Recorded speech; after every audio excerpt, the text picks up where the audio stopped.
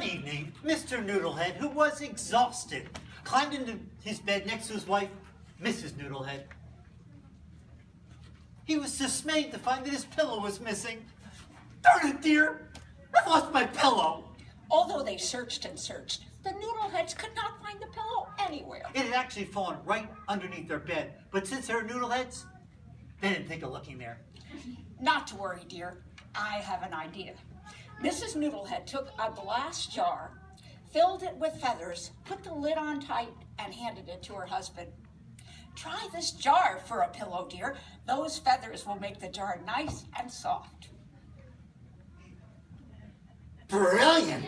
Now that's going to happen quite a bit in the story, so whenever I get that incredible look on my face, let's all say brilliant too. Let's try, come on. Brilliant! And I have to say also that even when we tell that for kindergartners, there's always this like, no, that's not going to work. So Mr. Noodlehead put the jar where his pillow usually was and put his head on the jar.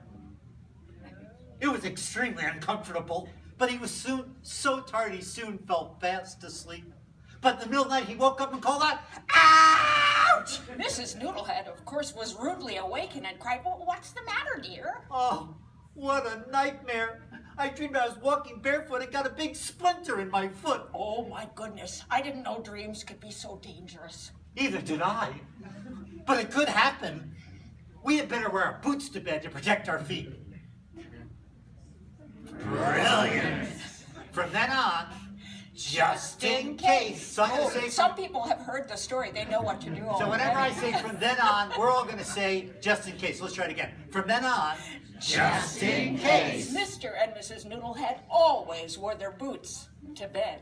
On the second night, Mr. Noodlehead began to shake so violently, the bed started to rock back and forth. Awakened by the wiggling, Mrs. Noodlehead cried, what's the problem now, dear? Oh, what a nightmare. I dreamed I was caught outside a blizzard. It's a good thing you woke up, dear. You might have frozen to death. How right you are. We had better wear our coats and hats and gloves to bed to keep us warm. Brilliant. From then on, just in case. Mr. and Mrs. Noodlehead wore their coats and hats and gloves to bed. On the third night, Mr. Noodlehead dreamed that a spark from the fire landed on their bed. He awoke in a fright, jumped out of bed, and called out, "Fire!" Goodness gracious, dear! There's no fire here. Didn't you ever hear that story about the boy who cried wolf? If there ever is a real fire, I'm not going to believe you. I'm sorry, dear, but in my dream the fire was real. We had better bring a big bucket of water to bed in case there's a real fire. Brilliant. From then on, just in case. The Noodleheads always brought a big bucket of water to bed. And so it went. Every night, Mr. Noodlehead would have another nightmare. And as a result, they kept bringing more things into the bed. And although they kept searching for that pillow, they never thought of looking underneath the bed. On the fourth night, Mr. Noodlehead dreamed that he was being chased by a pack of wolves. From then on, just in case. They always let their three large dogs, Spunk and Skabooch, sleep in the bed to protect them. On the fifth night, Mr. Noodlehead dreamed that he was caught outside in a rainstorm. From then on, just in case. You guessed it, they always brought their umbrellas to bed. On the sixth night, Mr. Noodlehead dreamed that he went for a walk in the forest and got lost. He hadn't brought any food or water with him. He soon grew hungry and thirsty. From then on, just in case. They always brought a large tray of food to bed. On the seventh night, Mr. Noodlehead dreamed that a mouse ran across his feet. From then on, just in case. They let their three cats, Messie, Bessie, and Tessie, sleep in the bed to chase away any rodents. The bed was now cramped and crowded. Oh, Mr. and Mrs. Noodlehead could barely move for fear of knocking over the tray of food or the bucket of water. Or poking one another with their umbrellas.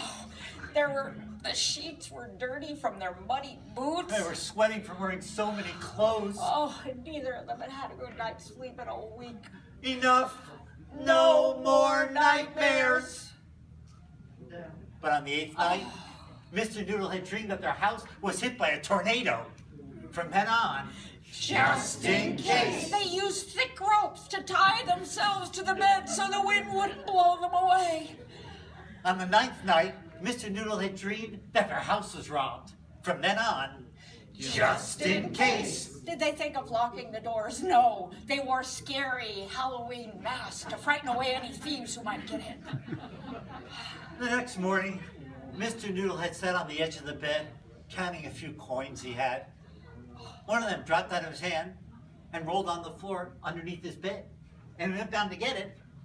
There was his pillow.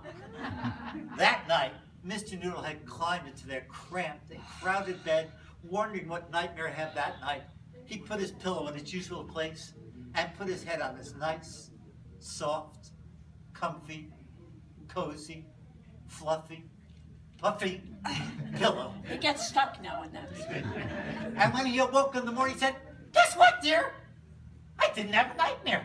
What a sweet dream I had. All this junk was gone from our bed. The only thing here was our pillows, blanket sheets, and us. It must have been that strange glass pillow that gave me all those nightmares." I'll bet you're right. And your sweet dream means that we no longer need all these things in the bed. Let's take them out.